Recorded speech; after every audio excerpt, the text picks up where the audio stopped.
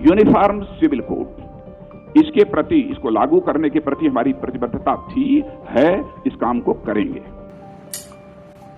भारत में एक बार फिर यूनिफॉर्म सिविल कोड की मांग उठने लगी है। इस मांग का विरोध भी शुरू हो गया है। जमीयत उलमाए हिंद इसका विरोध कर रहा है। आप यह जान लीजिए कि यूनिफॉर्म सिविल कोड की मांग जनता नहीं बल्कि देश के राजनेता उठा रहे हैं।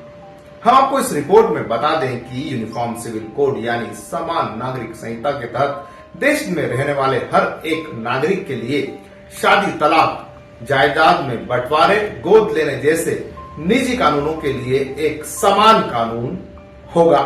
भारत में यह कानून कैसे लागू होगा, यह भी आपको बता देते हैं। भारत में ये कानून कैसे लागू होगा यह भी कहा नहीं जा सकता और इसके क्या परिणाम होंगे ये भी नहीं कह सकते।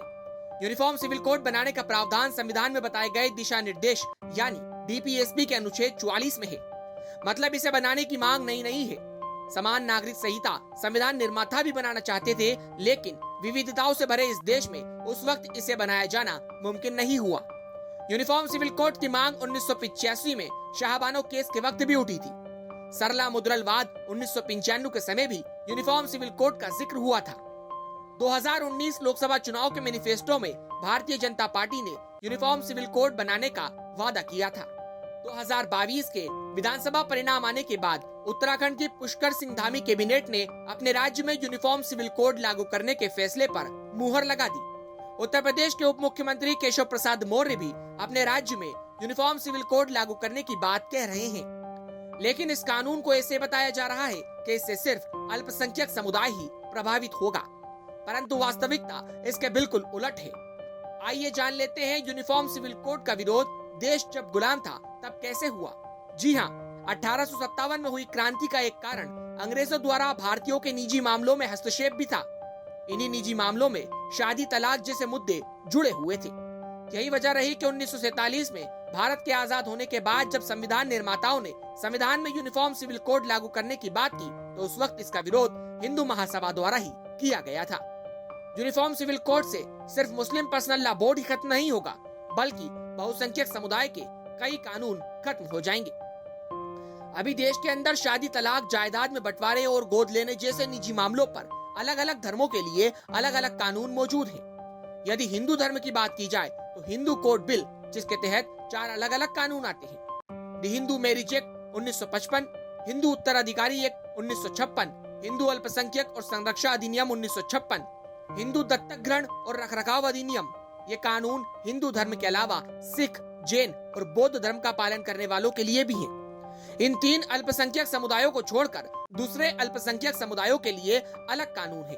जैसे मुसलमानों के लिए द मुस्लिम पर्सनल लॉ शरीयत application act 1937, dissolution of Muslim marriage act 1939, ईसाइयों के लिए the Indian Christian marriage act 1872, the Indian divorce act 1869, तो वहीं पारसियों के लिए the Parsi marriage act and divorce act 1936 मौजूद है।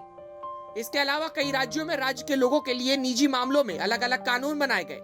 वहीं कई जनजातियों में भी अलग अलग कानून प्रचलन में है। यदि यूनिफॉर्म सिविल कोड लागू हो जाता है तो ये सभी कानून रद्द हो जाएंगे। भारत में इस वक्त सिर्फ गोवा में ही यूनिफॉर्म सिविल कोड लागू है, लेकिन गोवा में लागू यूनिफॉर्म सिविल कोड भी पूरी तरह से यूनिफॉर्म नहीं है। इसमें धर्म के आधार पर फर्क किया गया है। जैसे हिंदू महिला अगर 25 वर्ष की उम्र तक बच्चे को जन्म नहीं दे पाती और यदि 30 वर्ष की उम्र तक लड़के को जन्म नहीं दे पाती तो उसके पति को दूसरी शादी करने का अधिकार प्राप्त है। गोवा को लेकर ज्यादातर लोगों को सही जानकारी नहीं है। अगर पढ़ेंगे या जानेंगे तो स्थिति साफ होगी। यूनिफॉर्म सिविल कोड के अपने फायदे भी हैं। यूनिफॉर्म सिविल कोड लागू हो जाता है तो एलजीबीटी समुदाय को भी शादी के अलावा दूसरे निजी मामलों में कानूनी हक मिल जाएगा।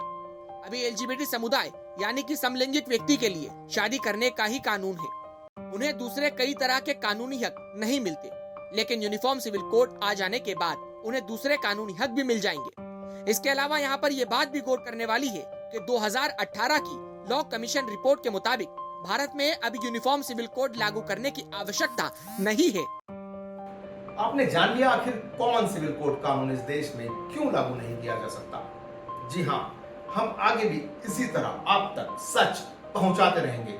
आप इसी तरह हमारी खबरों को लाइक, शेयर और हमारे चैनल को सब्सक्राइब करते रहिए। मैं हूं आपके साथ समीर खान और आपने देखा हमारा खास चैनल आजाद बोल।